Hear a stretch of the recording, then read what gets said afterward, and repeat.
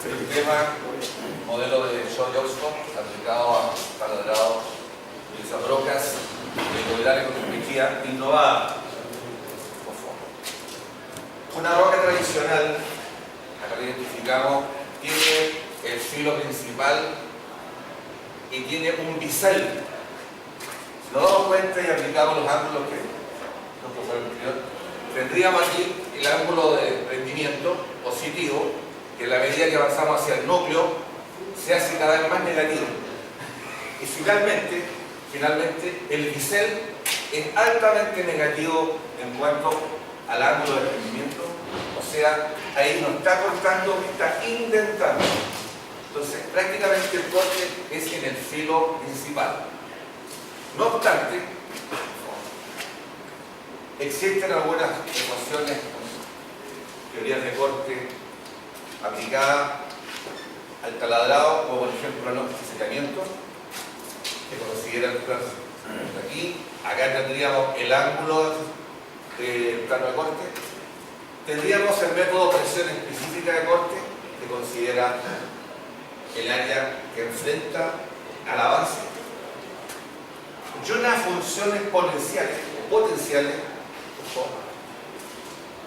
que consiste en que conocemos el exponente y vamos cambiando la base. Acá tenemos la adaptación del modelo basado en el plano de enfriamiento al taladrado, donde este sería el área, la tensión dinámica del material que vamos a cortar, el ángulo de rozamiento, de desprendimiento de la viruta, el ángulo del plano de corte y el ángulo de desprendimiento. Bueno, la fuerza axial que está aplicada en el labio principal, ahí tenemos la ecuación base, una por cada filo, y lo notable es que el bisel transversal es 2 veces la fuerza axial.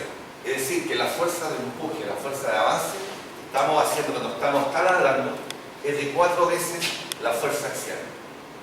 ¿Por qué? Porque el bisel consume mucha energía y mucha fuerza. Cuando uno taladra, prácticamente hace mucha fuerza el pecho, sobre todo cuando hacemos con máquina herramienta. Por favor. El otro método, más industrial, se refiere a tener un área proporcional sacamos la fuerza. Es decir, aquí prácticamente sería como la presión específica con el área, lo que daría unidades de fuerza. Lo mismo ocurre para la fuerza de corte, la fuerza axial, y el momento es lo mismo porque el momento sería una fuerza, presión por área y por brazo, y tendríamos un momento. Este sería un segundo método muy utilizado a nivel industrial. Y este método está muy olvidado y abandonado, el señor Shaw's-Oxford, donde en este método se considera la dureza del material, imperfección del material, el avance, el diámetro. Y aquí se hace notar la presencia del bisel transversal. C partido por D, donde C es la longitud del bisel y D es el diámetro. Este factor siempre ha perjudicado mucho el taladrado, ya sea porque cuando uno va a taladrar o salta, no queda bien concéntrico y a la vez que hace mucha fuerza. Entonces, ¿qué pasó aquí? Actualmente hay unas brocas nuevas, innovadas, donde el bisel se afiló de tal manera que se perdió y se ha convertido hoy día en un filo transversal. Y este filo tiene ángulo de desprendimiento y tiene obviamente el filo principal que ya tenía un ángulo de desprendimiento positivo. Entonces, esta herramienta autocentrante evita la indentación porque está cortando siempre. Tenemos ángulo de desprendimiento y también acá en la hélice, porque la hélice fundamentalmente también es el primer ángulo de desprendimiento que tiene la herramienta cuando vamos acercándonos de la periferia hacia el centro. Por favor. Bueno, entonces el objetivo que me había planteado era pasa si yo aplico la ecuación de Scholl-Oxford? Que él consideró C partido por D, ese cociente, como elemento que me indica la presencia y la dificultad del diseño. Acá hizo un resumen.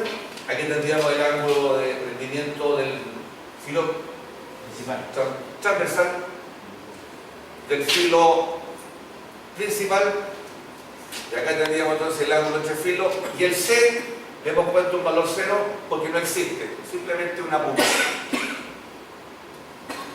Por favor. Bueno, para hacer los ensayos teníamos que tener un dinamómetro, recursos escasos, no existían, 22.000 euros costaba el dinamómetro. Pero teníamos dinero para comprar los sensores piezoeléctricos, que son de cuarzo.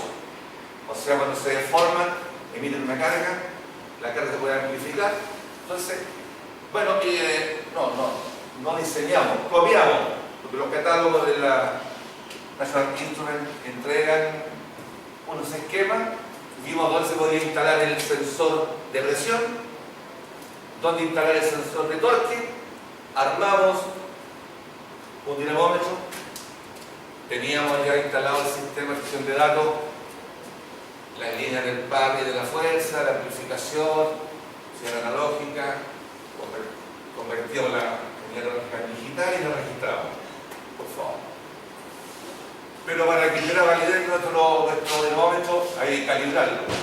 Bueno, torneamos una barra, la cortamos 5 centímetros, 7,5, o sea, le dimos una especie de una escala, los pesaba una balanza de alta precisión. La instalación que teníamos previa para nuestro termómetro, por todas las señales, fuimos cargando el sensor y por cada carga empezó a entregarnos el voltaje. Obtuvimos entonces la ecuación de correlación, de conversión. Lo mismo hicimos para el caso del torque, fijamos un brazo y le colgamos el peso y fuimos también midiendo que la deformación se convertía en carga, la carga en voltaje y el voltaje en momento o en par. Por favor. Ya estábamos listos para mecanizar. Elegimos el aluminio 2011 con dureza de 95 mm. Vimos las condiciones de corte de la máquina CNC. Aquí tenemos los diámetros y todas las condiciones de corte. Y empezamos a trabajar. Teníamos la máquina CNC y así nos quedó con esta pinta el dinamómetro. Bien parecido a los que venden, pero con precisión chilena, no suiza. Pero estaba calibrado. Mal calibrado, pero estaba todo parejo. Hicimos los arreglos, por favor. Bueno, medimos el tiempo, medimos el voltaje para la carga axial, el voltaje para el momento. Con el factor de conversión lo convertimos en fuerza axial y en par. Luego filtramos la señal, filtrado bajo, 25 kHz. Y después que teníamos instalado nuestro sistemita, hicimos un decalaje. Un decalaje es cuando uno corre el sistema de déficit coordinado y lo coloca en cero. Así. Entonces, todos los valores se hizo lo mismo para que quedaran uniformes. Por favor. Bueno, en el sistema, me basé en el método de opción específica. Cualquier fuerza es proporcional al área. Definí el área. Aquí tendríamos la profundidad Z y el largo A.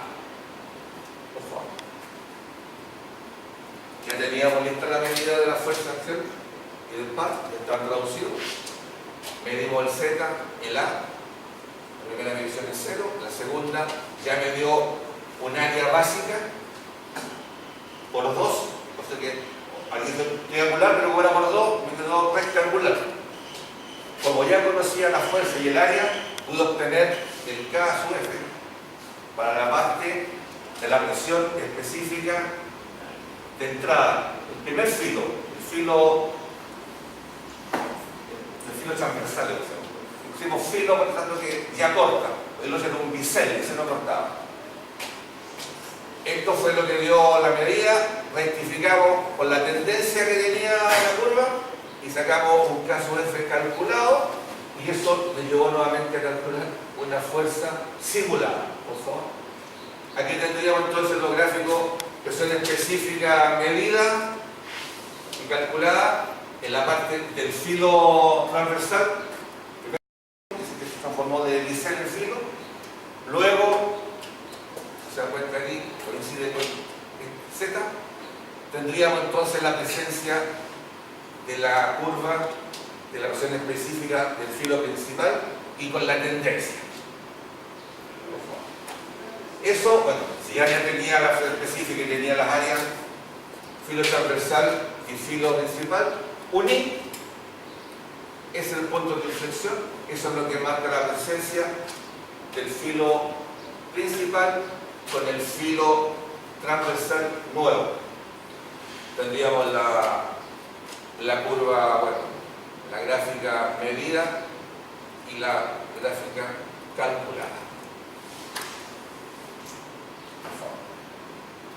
Lo mismo hicimos para obtener definitivamente el momento calculado. ¿Qué fue lo que hicimos? Calculamos la fuerza de corte, sacamos a su vez el caso cero, o sea, la presión específica de corte, la medimos, la calculamos aquí, esto quedó bastante loco, pero esta tendencia es bastante uniforme. Sacamos la fuerza de corte, basado, ya teníamos el área, teníamos la fuerza la presión específica de corte, sacamos la fuerza de corte, teníamos el brazo, medido que era esa instancia A, medido entonces el momento calculado que está acá, que es mucho más largo, solamente fue un pantallazo por el poco tiempo. Aquí salió nuevamente la graficación de lo que era la presión específica de corte. Hay tan buenos elementos matemáticos computacionales que bastaba tener unos pocos puntos para que me llegara la tendencia completa. Lo mismo ocurre con la fuerza de corte. Esto que estaba acá era una onda de este tipo con muchos negativos, pero la parte más visible era esta, que coincide con esto, y también me llegó la tendencia de la fuerza de corte. Por favor. Bueno, aquí ya tendríamos entonces finalmente el par de taladrado, el medido y el calculado. Llegamos hasta ese punto que donde el Z máximo, o sea, cuando ya el cono entra en el material y el diámetro es constante. Hasta ahí llegamos. Se supone que esto después sería como constante. Por favor. Bueno, aquí tengo los ejemplos de cómo estaban tirando los otros gráficos. Fueron 5 mediciones, que eran 4, 5, 6, 7 y 8.